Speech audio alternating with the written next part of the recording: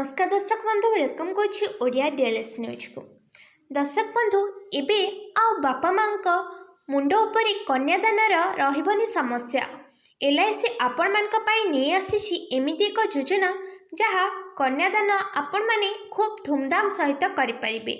चलते जाणीना ए योजनाटी कौन। एबे 121 टंका जमा करी झीर 25 वर्ष में 527 लाख टंका कन्यादान बेले आपण मान को हब नहीं कौनसी हैरान।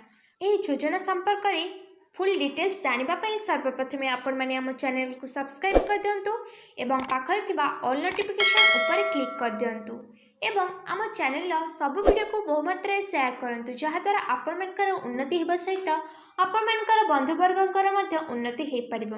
जदि आपण मानक वीडियोटी भल लगे ताहले निश्चिंत भाव में गोटे लाइक करदेवे एवं वीडियोटी मूल शेष जाए निश्चिंत भाव में थरटे देखने जहाद्वारा आपण मैंने जानीपर वीडियोटी संपूर्ण सूचनाटी कौन रही। चलते ये स्टार्ट करना।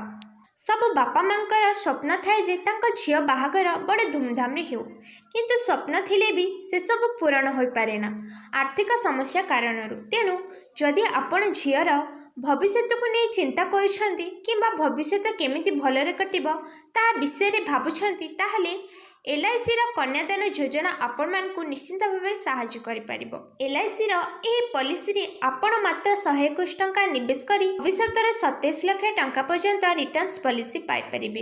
यहा द्वारा आपण मोटा अंकर टंका सचय करि परिबे जहाद्वारा झीर विवाह बड़ धूमधाम रे आपण करि परिबे। ताहले आसंत जानिनबा एथिरे निवेश केमिति करिबे एवं कौन फायदा मिलिबो। एलआईसी झियो बह बापा माँ को बोझ को कम करने ए पॉलिसी आरंभ करिछि। ए योजनार नाम होछि कन्यादान योजना। ए योजना 121 टंका प्रतिदिन निवेश करबा बा 36 टंका मंथली प्रीमियम भरिबा को हबो।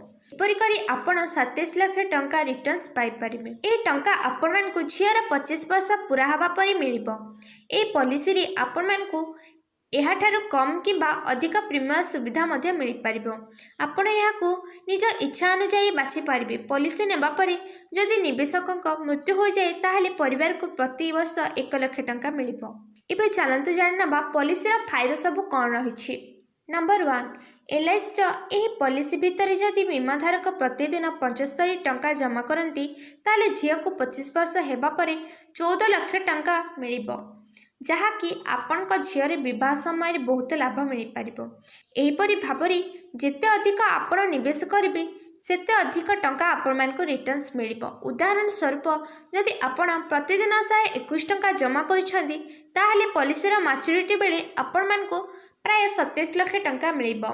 नंबर 2 बीमा धारक मृत्यु हेले परिवार को 5 लाख टंका मिल। पॉलिसी धारक को मिलवाकू थिबा मृत्यु लाभ वार्षिक इंस्टॉलमेंट दियाजिबो। नंबर 3 जदि बीमाधारक मृत्यु एक्सीडेंट द्वारा होउछि ताहले परिवार को 10 लाख टंका मिलिबो। नंबर 3 पॉलिसी अंतर्गत जदि कोनोसी व्यक्तिंकर मृत्यु हो जाउछि ताहले तांका परिवार को एही पॉलिसी रा प्रीमियम पेमेंट करबाकू पड़िबो नाही। कंपनी निजे परिवार को 1 लाख टंका दबो। एहा सहित 25 वर्ष पर मैच्योरिटी अमाउंट भी दिया हबो। जदि आपण माने आपण मान को झीर बाहागर को नहीं समस्या अच्छी ताहले निश्चिंत भाव में एलआईसी ए कन्यादान योजनार अंतर्भुक्त हुअन्तु एवं ए योजनार फायदा उठान्तु। आशा करुछि एबे आपण माने ए योजनार अंतर्भुक्त होई लाभवान होई परिबे। जदि आपण मान को वीडियोटी भल लगी थाए ताहले निश्चिंत भाव में गोटे लाइक करेंगे एवं आपण मानकर मतामत निश्चिंत भाव में कमेंट बॉक्स में जणाइबे। जदि आपण मान को वीडियोटी भल लगी ताहले निश्चिंत भाव में गोटे गोटे शेयर करदेवे जहाद्वारा आपण मान भली किछि बापा माँ मध्य कन्यार भविष्य पई टंका संचय करि परिबे। रोछि नमस्कार, पुणी नहीं आसीबी एमिति किछि गुरुत्वपूर्ण अपडेट को नहीं।